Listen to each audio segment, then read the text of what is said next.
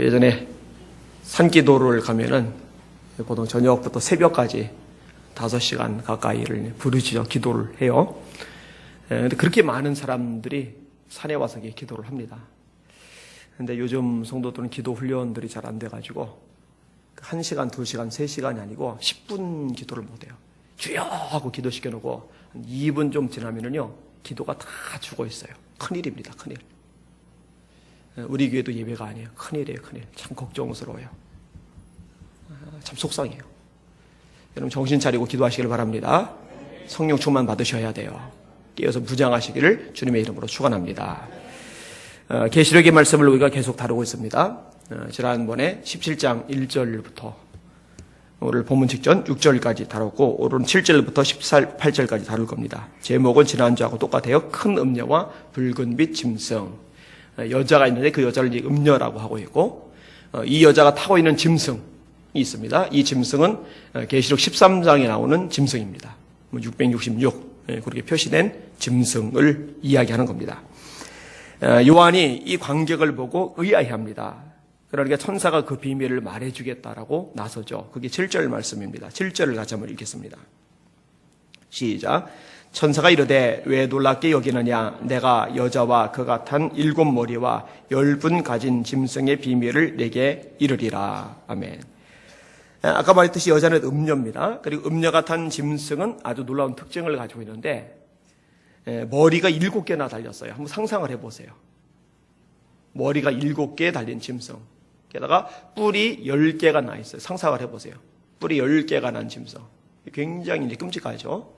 이 계시를 묵시문학이라고 합니다. 여기 이제 상징적인 존재들이 등장을 하죠. 이게 실제로 이제 그런 짐승이 있는 것이 아니라 이게 이제 영적인 어떤 세력을 묘사를 하는 거예요. 자, 이 짐승하고 여자는요, 때려야 뗄 수 없는 관계입니다. 정확히 말하면요, 여자가 짐승을 주관하고 여자가 짐승에게 명령을 내리는 입장이 아니고 짐승이 여자를 주관하고 짐승이 여자를 향해서 영향을 미치는 존재입니다. 이게 뗄 수 없는 관계인 거죠. 여자는 그럼 뭐냐? 세상 나라를 의미하는 겁니다. 그 나라를 악한 세력이 지배를 하고 있는 거예요. 이 악한 세력, 마귀죠. 사단의 역사죠. 성경은 이 악한 영들에 대해서 묘사를 되게 많이 합니다. 아볼론이라는 말을 쓸 때가 있어요. 아바돈이라는 말을 쓸 때가 있어요. 또 사단이라는 말을 써요. 마귀란 말을 써요. 용이란 말을 써요. 옛 뱀이란 말을 써요. 그 다음에 리워야단이란 말도 나와요. 공중의 권세 잡은 자란 말도 나와요. 이 세상 임금이란 말도 나와요. 이게 이제 다양한 것들로 이제 통칭돼요. 그게 이제 마귀죠. 그리고 이 마귀의 지배를 받는 영적인 세력들이 또 있어요. 에베소서 6장에 보면 정사와 권세와 이 어둠의 세상 주관자들과 하늘에 있는 악의 영들 이렇게 묘사를 하고 있습니다. 이 다양한 계층의 영적 존재들이 있어요. 이 짐승은 용은 아닙니다. 왜냐하면 용은 또 따로 등장을 하니까. 그 용에게 사주를 받는 어떤 악한 영의 세력을 의미한다라고 보시면 돼요. 그리고 그 영의 힘을 받아서 이 세상을 통치하는 힘 있는 존재. 그게 바로 여인이다, 음녀다 이렇게 보시면 됩니다. 근데 이제 악한 세력이라고 해서 이게 꼭 이게 영적인 존재만 가리키는 건 아닙니다. 좀 있으면 이제 밝혀질 겁니다만 각 나라도 어떤 이 세상의 세력도 이 영적인 뒷배경이 뒤에서 조종하기도 하니까요. 에베소 6장에 보면은 우리의 씨름은 혈과 육에 대한 것이 아니요 정사와 권세와 이렇게 돼 있어요. 이게 맞대응하는 것이 혈, 육, 이 사람 어떤 실체 같은데 사실 그 뒷배경 속에 영들이 있다는 거죠. 이런 것을 저희가 놓쳐서는 아니 되는 겁니다. 자, 그럼 이 짐승은 어떤 존재냐? 그에 대한 자세한 설명들이 뒤로 쭉 이어져요. 천사가 말한 거죠. 요한 보고 그 비밀을 알려주겠다. 그래서 그 비밀들이 설명이 되는 겁니다. 근데 이 설명조차도 좀 어려워요. 이 상징적인 내용들이 있기 때문에. 자, 8절을 한번 보세요. 시작. 내가 본 짐승은 전에 있었다가 지금은 없으나 장차 무정익으로부터 올라와 멸망으로 들어갈 자니 땅에 사는 자들로서 창세 이후로 그 이름이 생명책에 기록되지 못한 자들이 이전에 있었다가 지금은 없으나 장차 나올 짐승을 보고 놀랍게 여기리다. 자, 전에는 있었어요. 악한 영들의 세력이 예전에라고 없었겠습니까? 예전부터 있었죠. 예를 들면 다니엘이 기도를 들어가는데 하나님의 명령을 받고 가브리엘 천사가 다니엘에게 날아갑니다. 근데 다니엘에게 날아가는 이 가브리엘 천사를 막아요. 악한 영들의 세력에 막아요. 이때 도와주는 것이 미가엘이라는 천사장입니다. 그래서 이제 뚫고서 이 다니엘까지 도달하는데 21일간이 걸려요. 이런 어떤 영적 세계들이 있어요. 이 다니엘의 응답을 이 가브리엘 천사가 가지고 오는데 이걸 막으려고 하는 세력들, 이 과거부터 있었던 거죠. 이런 존재들은요.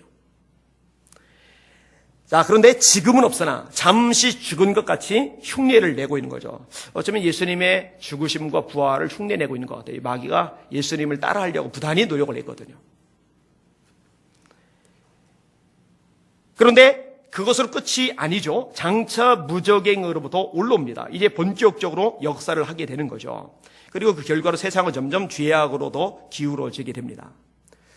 여러분 내일 무슨 일이 있는지 아세요? 내일 대구 쪽에서 동성애 축제가 열립니다. 6월 7일에 서울에서 열렸죠. 거의 나체 수준으로 카퍼레이드를 벌이면서 노래를 부르며 춤을 추면서 서울을 아주 요란하게 만들어냈는데 이제 대구에서 내일 또 열려요. 근데 가만히 생각해 보니까 이 대구가 어떤 지역이었냐면은 예전에 초등학생 집단 성폭행 사건이 일어났던 지역입니다. 참 끔찍했죠. 그런데 그 성폭행이 이성을 대상으로 이루어진 성폭행이 아니라 남자 초등학생 선배가 남자 초등학생 동료나 후배들에게 성폭행을 한 거예요. 정말 끔찍스러운 일이 발생하지. 그것도 집단으로. 여러분 초등학생들이. 여러분 상상이 갑니까? 왜 그랬나 했더니 인터넷 사이트에서 그런 영상을 보고 호기심에 따라한 겁니다. 근데 그거 따라하다가 진짜로 동성애자 되기도 해요. 군 같은 데 갔을 때 그런 잘못된 경험을 통해서 동성애자 되기도 합니다. 이 동성애자들은 자기를 선천적이다, 타고날 때보다 그렇다 그렇게 얘기하는데 실제로 그렇지만은 않아요. 정직하지 못한 부분들이 있거든요. 그런데 내일 대구에서 또 이게 열리는 거예요. 오늘 저녁에 이제 11시 반부터 이제 기도회가 시작이 됩니다. 우리 성도들이 많이 참석을 하면 좋을 것 같아요. 참석해서 기도를 하는데 오늘 기도의 타켓이 바로 이 동성애 세력하고 영적 싸움을 싸우는 겁니다. 11시 반부터 2시까지 진행이 될 겁니다. 함께 기도하고 영적 싸움을 싸우는 것 주님이 기뻐하실 일일 겁니다. 이슬람 세력도요 점점 장혹하게 집요하게 공격을 해나갑니다. 여러분 오늘자 기사에 참 가슴 아픈 일을 겪었는데 봤는데 이집트 청년 하나가 페이스북을 하잖아요. 이 페이스북은 세계적인 SNS 서비스니까. 그런데 기독교 관련 단체에 좋아요를 눌렀어요. 좋아요.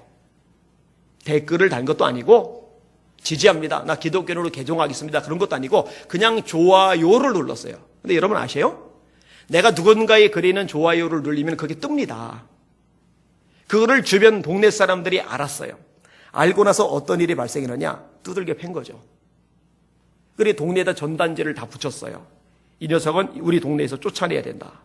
그리고 이것 가지고 재판을 받았는데 재판에 관여했던 판사가 하짐한이라는 형사법원의 판사인데 6년형을 내렸습니다. 여러분 이게 이슬람입니다. 이슬람 만만하게 보시면 안 됩니다. 진짜 무서운 집단입니다. 좋아요 클릭 하나 있다고 6년형입니다. 형별 선언문이 뭔지 아세요? 신의 계시를 깎아내리고 종파 간 갈등을 야기했다. 여러분 이상하게도요.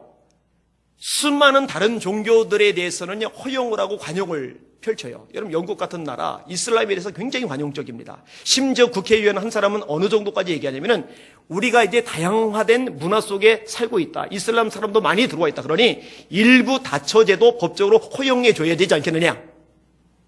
이게 영국 국회의원이 발언한 내용입니다.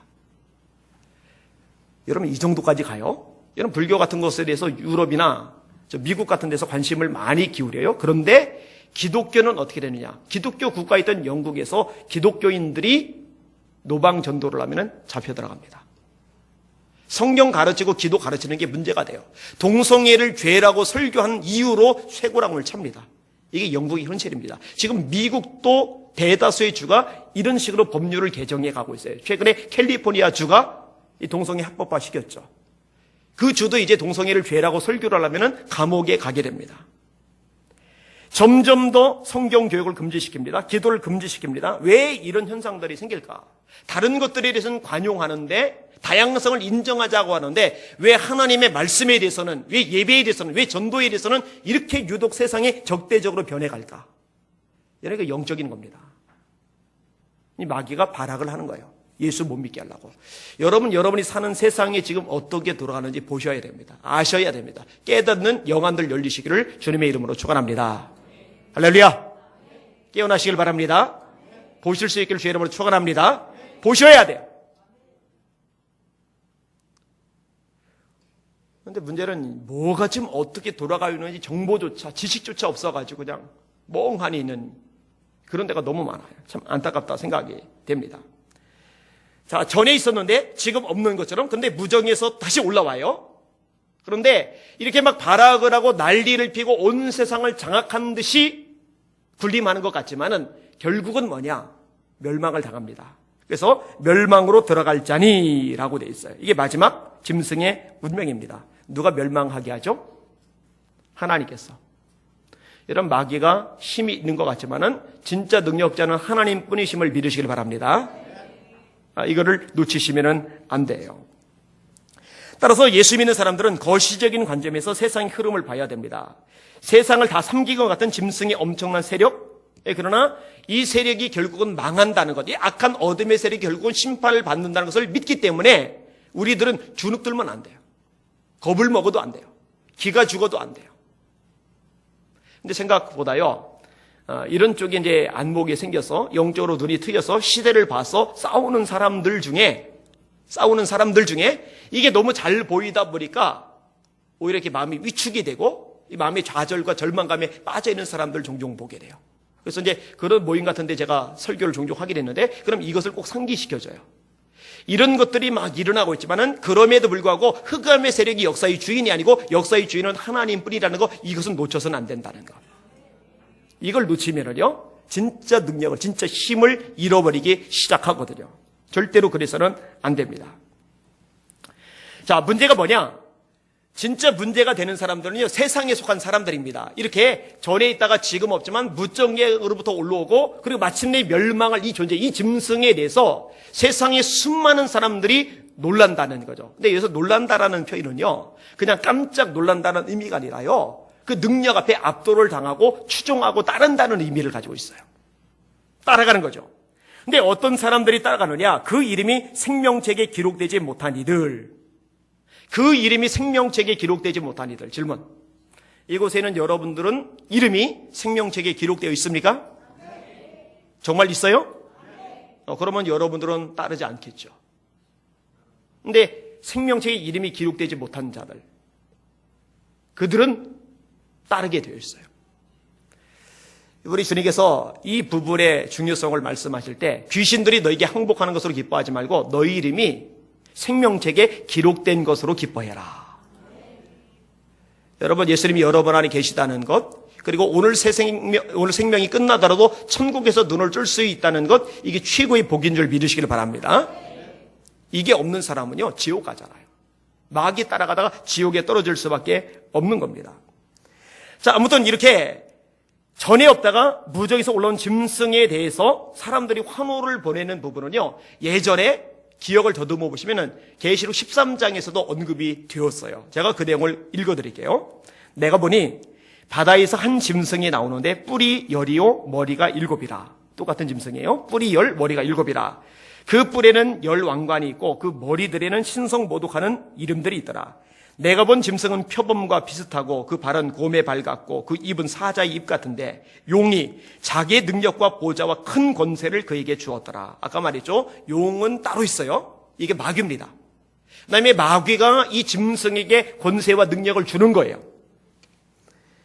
그의 머리 하나가 상하여 죽게 된 것 같더니 그 죽게 되었던 상처가 나음에 온 땅이 놀랍게 여겨 짐승을 따르고 용이 짐승에게 권세를 주므로 용에게 경배하며 짐승에게 경배하여 이르되 누가 이 짐승과 같으냐? 누가 등이 이와 더불어 싸우리오 하더라.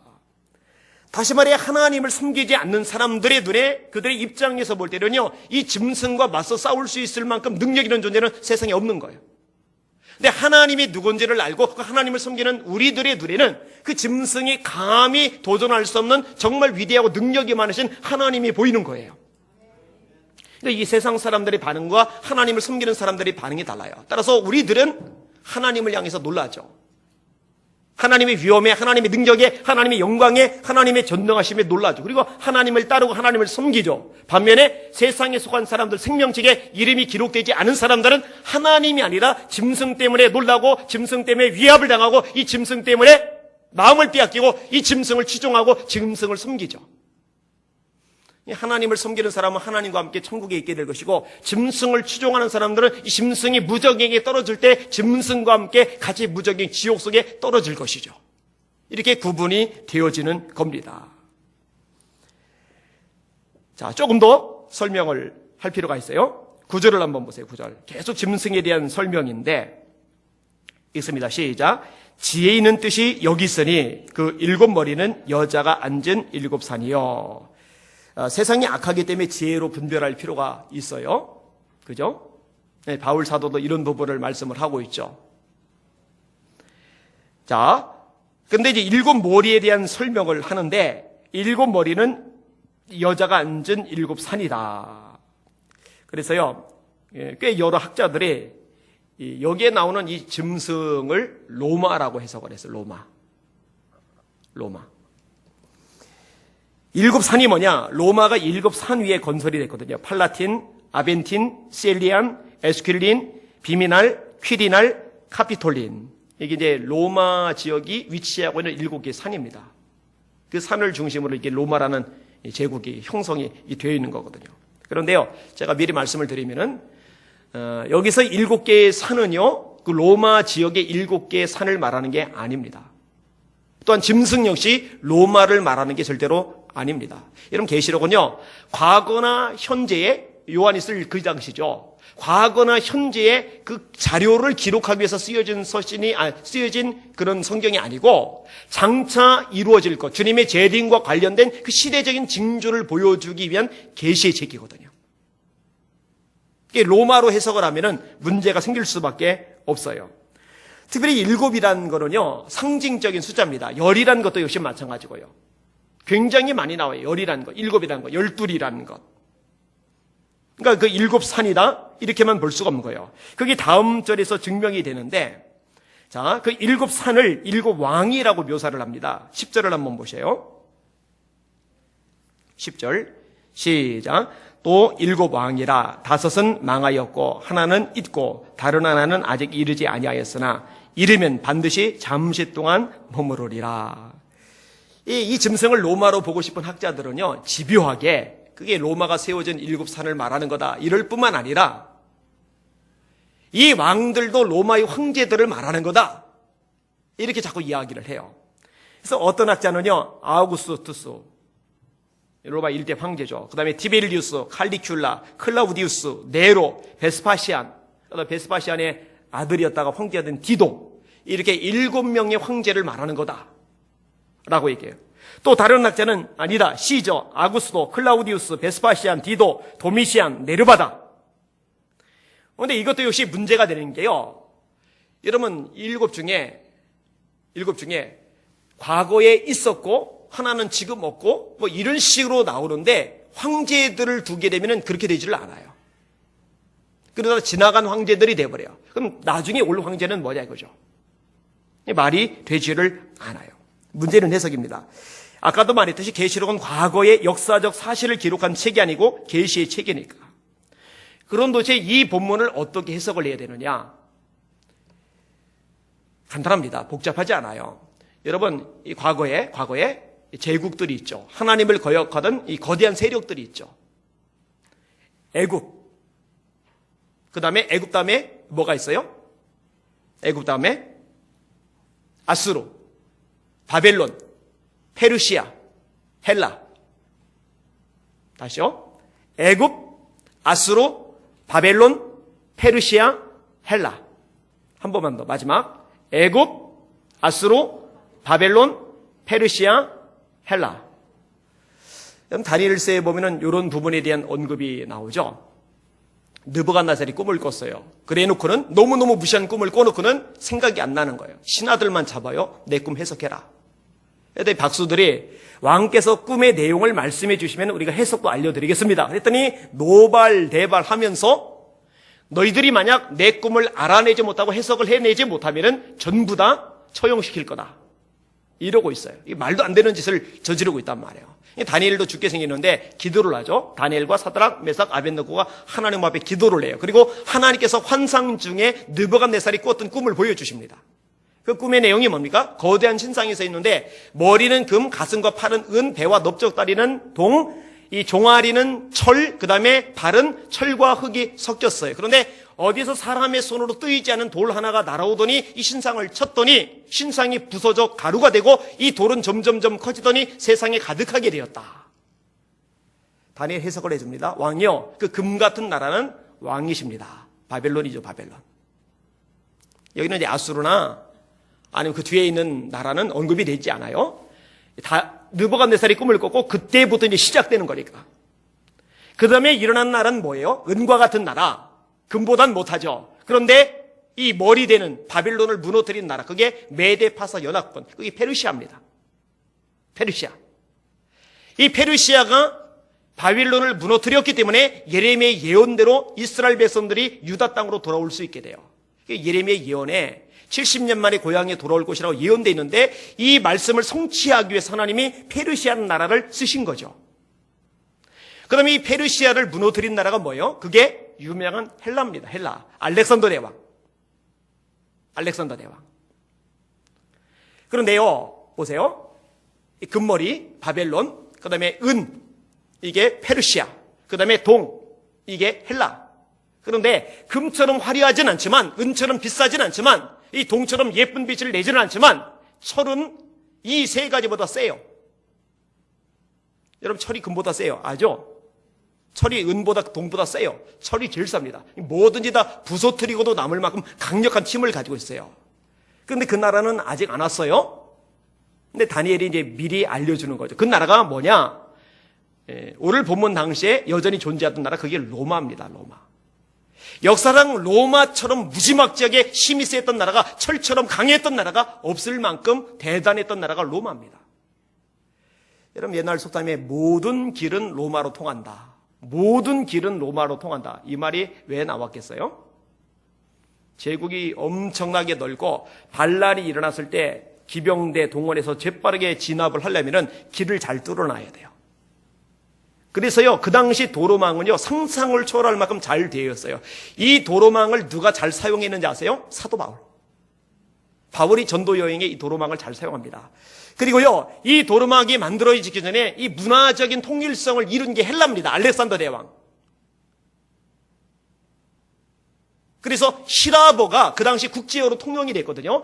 이 히라버를 잘 사용해서 각 지역마다 다니면서 복음을 전했던 사람이 누구죠? 그게 또 바울입니다. 로마가 뚫어놓은 길과 헬라가 일으켜 놓은 문화와 언어권을 통해서 바울 사도가 여기저기 다니며 복음을 전했는데, 만약에 그 길이 아니었다면, 만약에 그 국제어라는 히라버가 아니었다면요, 여러분, 초창기에 그렇게 기독교가 확산될 가능성이 없습니다. 그래서 마이클 그린이 쓴 책에 보면은 이것이 복음을 위한 하나님의 준비 과정으로 해석이 되고 있는데, 참 저는 기가 막힌 해석이라고 믿어요. 여러분들 믿으시죠?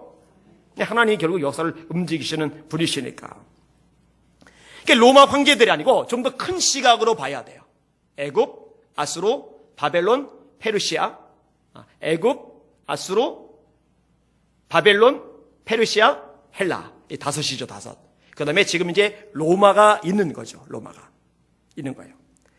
자, 다섯은 망했다. 이 다섯 가지 제국이 이제 망했어요. 하나는 있다. 로마 제국이 지금 있어요. 다른 하나는 아직 이르지 아니하였으나 이르면 반드시 잠시 동안 머무르리다. 로마 이후에 또 하나의 세력. 이게 뭐냐?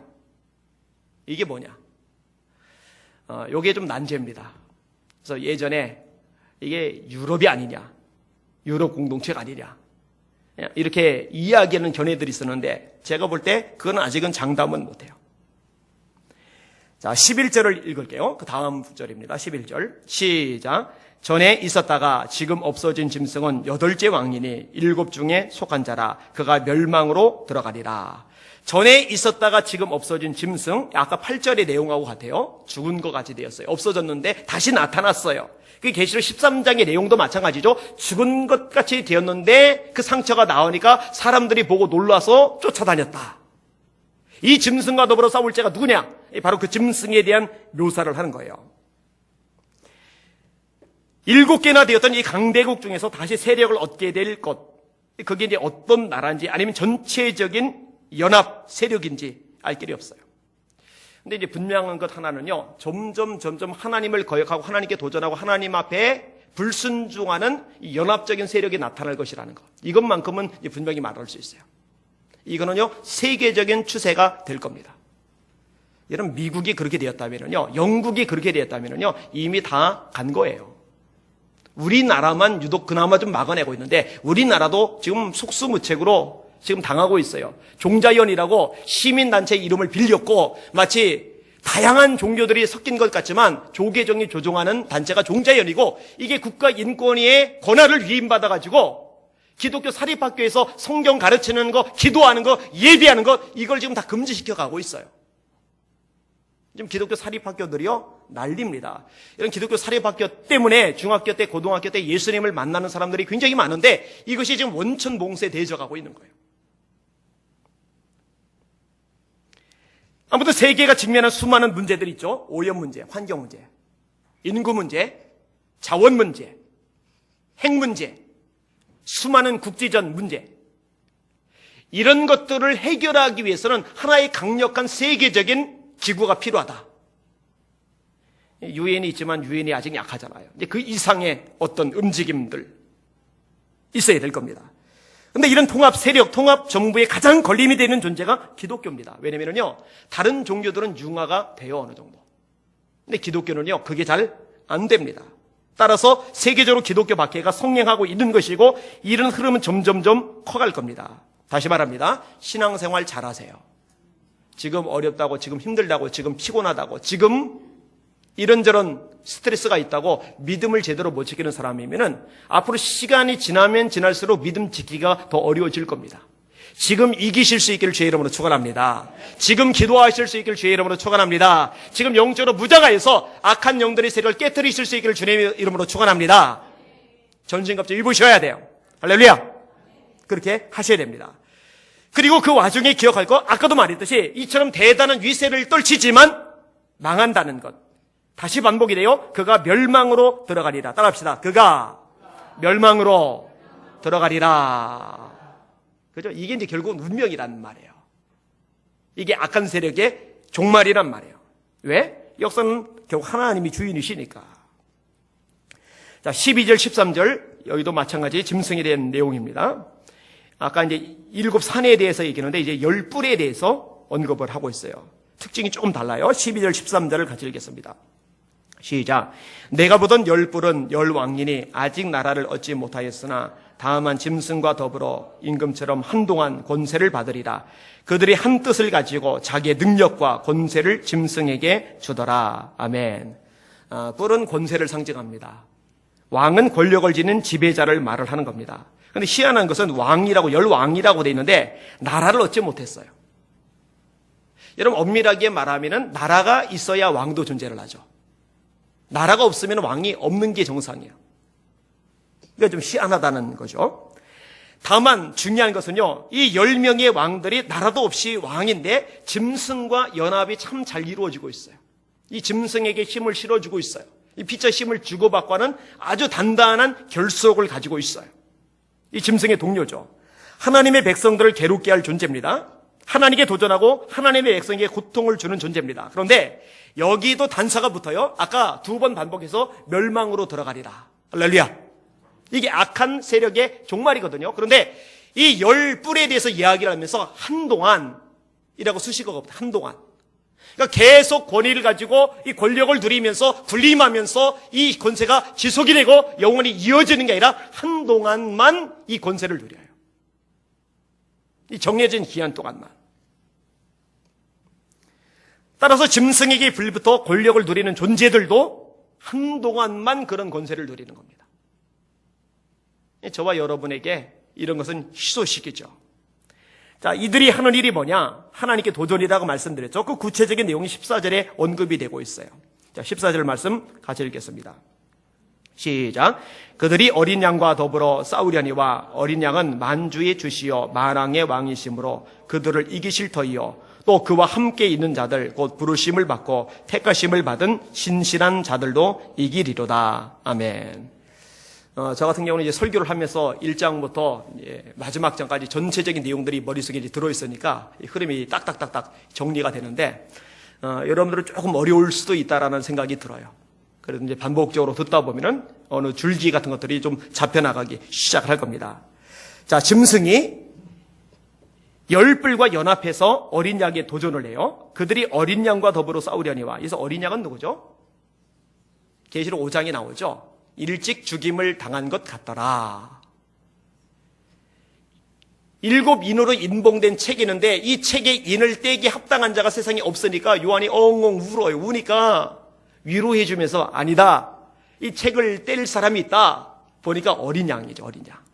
그 책을 떼기 합당한 분 어린 양. 예수님을 말하는 거예요. 예수님. 예수님이 그 7인을 띄면서 7 재앙이 시작이 되는 거죠. 그리고 7 나팔, 그리고 7 대접. 이렇게 이제 연결이 되어지는 겁니다. 예수님을 말씀하는 거예요. 어린 양은 만주의 주시여 만왕의 왕이심으로 그들을 이기실 터이요. 여러분 예수님이 만주의 주라는 거 믿으시면 아멘. 예수님만이 만왕의 왕이시라는 거 정말로 믿으시면 아멘. 여러분 마태복음 28장에 주님이 부활하신 다음에 제자들에게 나타나셔서 이렇게 말씀하십니다. 하늘과 땅의 모든 권세를 내게 주셨으니 그러므로 너희는 가서. 하늘과 땅의 모든 권세를 누가 가지고 계세요? 예수님이 가지고 계세요. 빌립보서 2장 5절에 보면 주님의 고난에 대한 이야기가 나오죠. 너희 안에 이 마음을 품어라. 곧 그리스도 예수의 마음이니 그는 근본 하나님의 본체시나 하나님과 동등됨을 취할 것으로 여기지 아니하시고 오히려 자기를 비어 종의 형체를 가져 사람들과 같이 되었고 사람의 모양으로 나타나셨음에 자기를 낮추시고 죽기까지 복종하셨으니 곧 십자가에 죽으심이라. 자, 이렇게 죽으신 예수님, 그 다음에 하나님이 어떤 일을 행하세요? 그게 다음 구절이죠. 이러므로 하나님이 그를, 우리를 위해서 대신 죽으신 예수님 그를 죽은 가운데서 일으키셨어요. 이러므로 하나님이 그를 지극히 높여 모든 이름 위에 뛰어난 이름을 주시고 모든 무릎을 예수의 이름에 꿇게 하시며 모든 입으로 예수를 주라 신하여 하나님 아버지께 영광을 돌리게 하셨느니라. 그런데 단서가 보세요. 하늘에 있는 자들과 땅 아래 있는 자, 땅에 있는 자들과 땅 아래 있는 자들로, 하늘에 있는 자들과 땅에 있는 자들과 땅 아래 있는 자들로 모든 무릎을 예수의 이름 앞에 꿇게 하시고. 여러분 하늘에 있는 자들도 예수 이름 앞에 무릎 꿇습니다. 땅에 있는 존재들도 예수 이름 앞에 무릎을 꿇습니다. 땅 아래 있는 흑암의 세력들도 예수 이름 앞에 무릎을 꿇는 줄 믿으시길 바랍니다. 오늘 본문의 표현대로 만왕의 왕이시고 만주의 주이세. 그러니 이 짐승 따위가 열불과 연합해서 아무리 덤벼들어도 어린 양을 이길 수가 없어요. 예수님이 이기시는 거예요. 그죠? 이게 참 제 마음속에 담대함을 줘요. 어떨 때 막 암담하다가 생각을 돌이켜요. 주님을 바라보는 거예요. 그러면은 소망이 생겨요. 막 담대함이 생겨요. 근데 오늘 본문에 보니까요, 예수님만, 어린 양 대신 주님만 이기시는 게 아니라 그의 백성들인 우리들도 이기는 거예요. 뭐라고 말씀하고 있어요? 오늘 본문에 이렇게 말씀하고 있어요. 또 그와 함께 있는 자들, 곧 부르심을 받고 택하심을 받은 진실한 자들도 이기리로다. 따라합시다. 나도 예수 이름 때문에 이길 수 있다. 옆 사람하고 웃으면서 말해주세요. 성도님도 예수 이름 때문에 이길 수 있습니다. 요한복음 16장에 주님께서 환난에 대한 얘기를 해요. 그러니까 제자들이 분위기가 아주 무거워졌단 말이에요. 그런데 주님께서 그러면 안 되니까 이렇게 말씀하세요. 세상에서는 너희가 환난을 당하나 담대하라. 내가 세상을 이겼노라.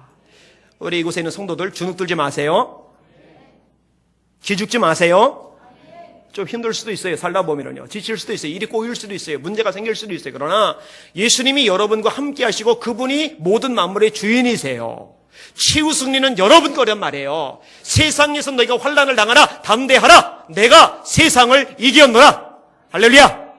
이기신 주님 따라 이기는 여러분들이니 승리하시는 이 경험을 날마다 누리시기를 주님의 이름으로 축원합니다.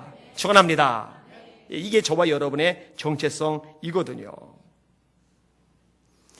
고린도서 15장 57절에도 이렇게 말씀합니다. 우리 주 예수 그리스도로 말미암아 우리에게 이김을 주시는 하나님께 감사하노라.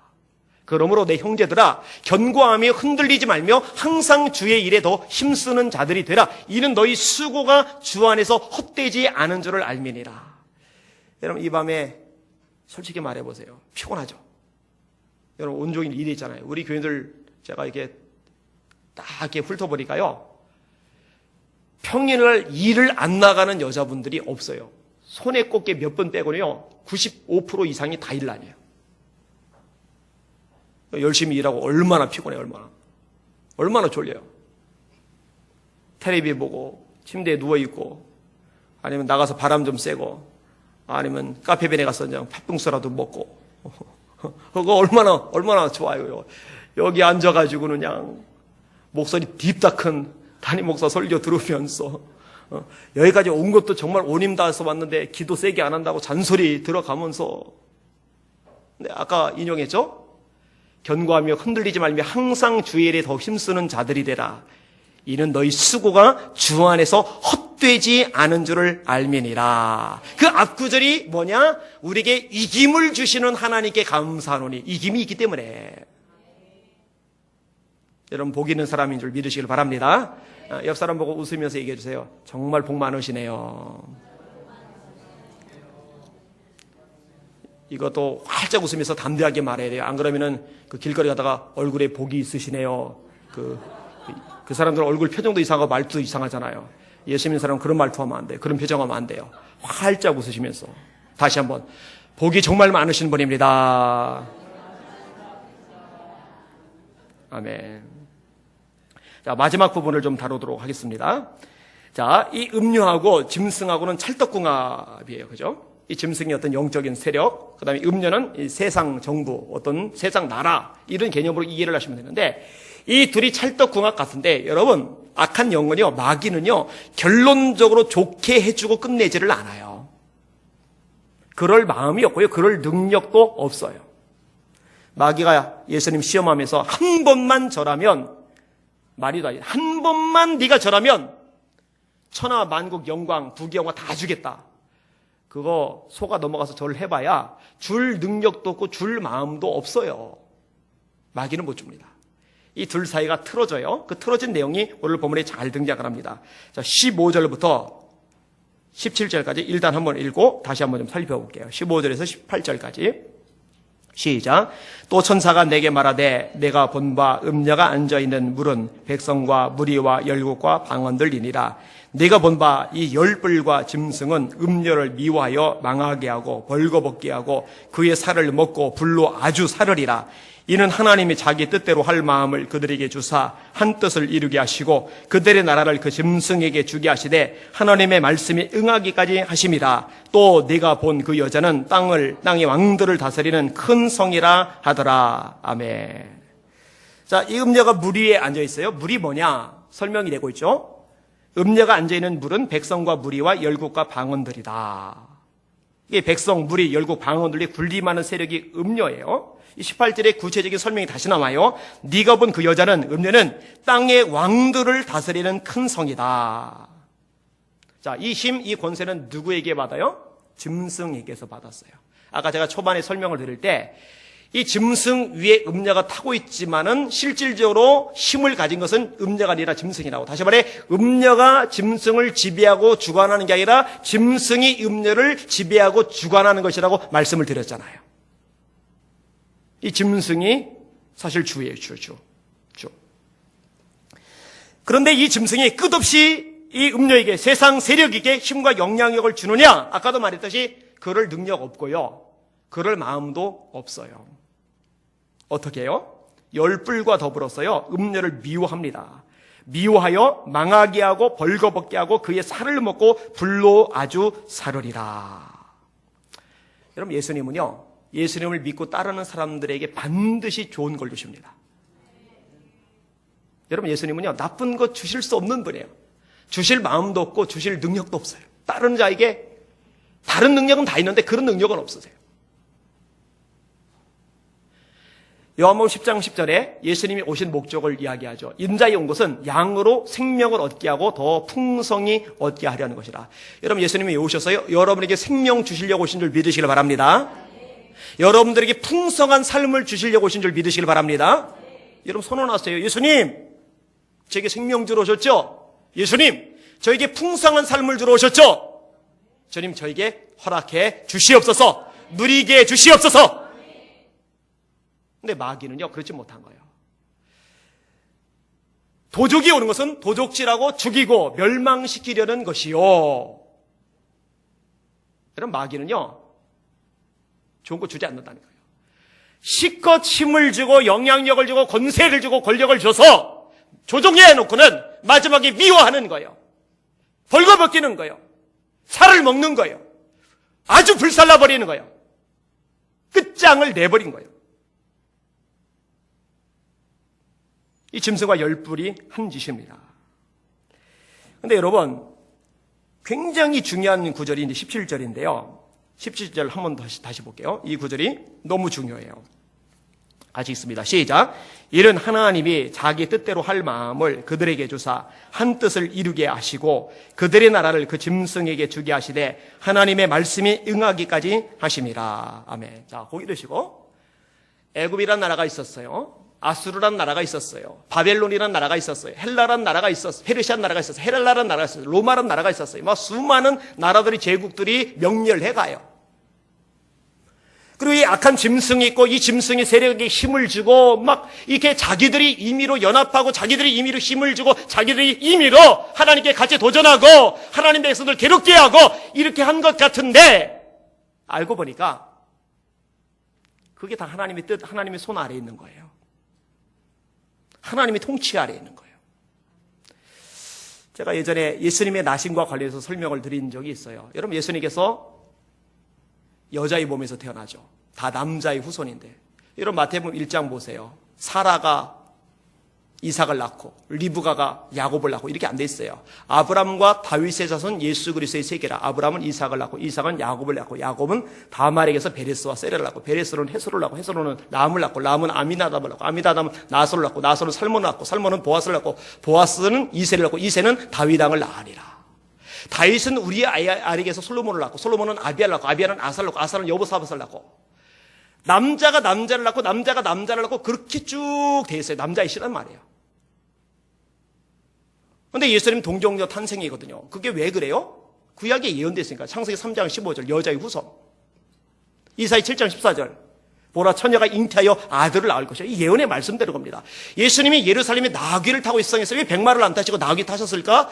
그날 하필 눈에 띄게 보인 것이 나귀이기 때문이니까 아니요. 스가랴 9장 9절에 나귀 타고 입성할 것이 예언이 돼 있으니까. 아니, 하나님의 아들이 능력자가 전능한 주님이 왜 힘없이 매달려 죽임을 당하시느냐? 이사야 53장에 시편 22편에 예언돼 있으니까. 여러분, 예수님께서 왜 하필이면 그 당시 유대의 많은 지역 중에 베들레헴 땅에서 태어나세요? 미가서 5장 2절에 또 유대 땅 베들레헴아 네게서 내 백성을 다스릴 목자가 나리라. 그의 근본은 태초의 상부이니라. 베들레헴에서 한 목자가 응애하고 태어나는데 그때부터 존재한 게 아니라 창조부터 존재를 했어요. 누구예요? 예수님 얘기란 말이에요. 우리는 알고 있어요. 미가는 예언하면서도 선지자면서도 무슨 말인지 모르고 예언했을 거예요. 근데 예수님이 태어날 무렵에 로마 황제가 아우구스티누스잖아요. 왕이 되고 나서 호정 명령을 내려서 인구조사를 하는데 황제의 명령을 어길 수 없으니 저마다 고향에 가서 인구 등록을 한단 말이에요. 지금처럼 전산 작업이 없으니까. 그런데 예수님의 부모님은 고향이 베들레헴이에요. 왜냐하면 다윗의 고향, 다윗의 후손이니까. 그리고 베들레헴까지 갔다가 만삭이 된 상태였기 때문에 거기서 아기를 낳은 거예요. 먼저 간 사람 때문에 여관이 빈 곳이 없으니까 말 밥통 위에 예수님을 낳은 거예요. 그렇게 됨으로 말미암아 예수님이 베들레헴에서 태어날 것이라는 구약의 말씀이 완벽하게 성취된 거예요. 할렐루야. 그러니까 로마 황제는 가이사 아구스도는 자기 뜻대로 한 것 같은데 사실은 하나님의 손 아래에 있단 말이에요. 지금 그 얘기를 여러분에게 해드리는 거예요. 그리고 앞으로의 세계도 마찬가지입니다.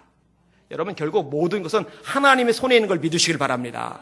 이게 믿어지면 사람이 담대해진다니까요. 더 하나님의 뜻에 순종하고자 하는 열정만이 생긴다니까요.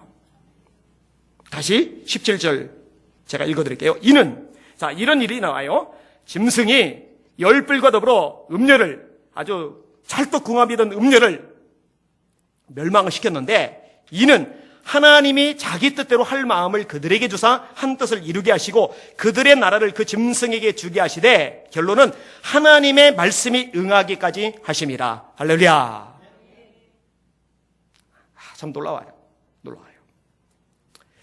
근데 이거 사람이 다 헤아릴 수가 없죠. 그래서 바울 사도조차도요, 로마서 11장에 보면 이렇게 고백을 합니다. 깊도다 하나님의 지혜와 지식에 부여하며 그의 판단은 측량치 못할 것이며 그의 길은 찾지 못할 것이다. 여러분, 바울보다 지혜로운 사람 누가 있고 영적으로 깊이 있는 사람 누가 있고 3층전, 천국 3층전까지 들어가 본 사람이 누가 있어요. 그런데 그 위대한 바울도 하는 말이 깊도다 하나님의 지혜와 지식에 부여하며 그의 판단은 측량치 못할 것이며 그의 길은 찾지 못할 것이로다. 누가 그의 모사가 되겠느냐? 누가 주께 먼저 드려 갚으심을 받겠느냐? 이는 만물이 그에게서 나오고 그로 말미암고 그에게로 돌아갑니다. 영광이 세세에 그에게 있으리로다. 할렐루야. 이렇게 이제 하나님께만 다 영광 올려드릴 수밖에 없는 거예요. 모르겠다는 거예요. 놀랍다는 거예요. 그래서 영광만 받으시옵소서 이러는 거예요. 이 계시록 말씀을 지금 꽤 전했어요. 벌써 6개월 이상 금요일마다 전했던 것 같은데, 이 말씀을 전하면서 제 믿음이 더 좋아졌어요. 차곡차곡 빠지지 않고 나와 말씀 들은 여러분들의 믿음도 더 좋아지셨죠? 더 좋아질 수밖에 없죠. 왜냐하면 하나님의 경륜, 하나님의 손이, 하나님의 엄청나고 거대한 그 손길이 보여지기 시작하니까. 말씀을 맺습니다. 따라합시다. 하나님의 주권을 믿고 살자. 왜? 모든 것은 하나님의 손 안에 있으니까. 또 하나, 따라합시다. 하나님의 백성이 마침내 승리함을 믿고 살자. 다시 말합니다. 주눅 들지 마세요. 맥 빠져 있지 마세요. 인상 쓰고 있지 마세요. 성경이 왜 항상 기뻐하라고 범사에 감사하라고 말씀할까? 그럴 수 있는 근거와 이유가 우리 속에 있는 거예요. 한 번 더 따라합시다. 세상에 속해 살지 말자. 계시록이 나오죠? 바벨론에서 나와라. 이 바벨론이 세 조각 나서 영원히 가라앉아 버려요. 거기 있으면 같이 망하잖아요. 바벨론에서 나와라. 그러면 우리가 이 세상에서 나오겠어? 우주선 타고서 저 달나라까지 가야 되느냐? 그런 의미는 아닙니다. 세상에 발을 디디고 살지만 세상에 속한 자가 아니라 하늘에 속한 자, 하늘의 시민권을 가진 사람으로 이 세상을 살아가라는 거예요. 요한일서 2장 말씀대로 이 세상이나 세상에 있는 것들을 사랑하지 말라. 누구든지 세상을 사랑하면 아버지의 사랑이 그 속에 있지 아니하니 이는 세상에는 모든 것이 육신의 정욕과 안목의 정욕과 이생의 자랑이니 다 세상으로부터 온 것이요 아버지께로부터 온 것이 아니라. 이 세상도 그 정욕도 다 지나가되 오직 하나님의 뜻을 행하는 사람은 영원히 거하느니라. 마지막 한 번만 더 따라합시다. 지금 나온 얘기죠. 세상에 살지만 하늘에 속한 자로 살아가자. 자, 이렇게 네 가지 항목을 결론으로 여러분 손에 쥐어드립니다. 그렇게 사실 수 있기를 예수님의 이름으로 축원합니다. 아멘. 네, 기도하겠습니다. 하나님,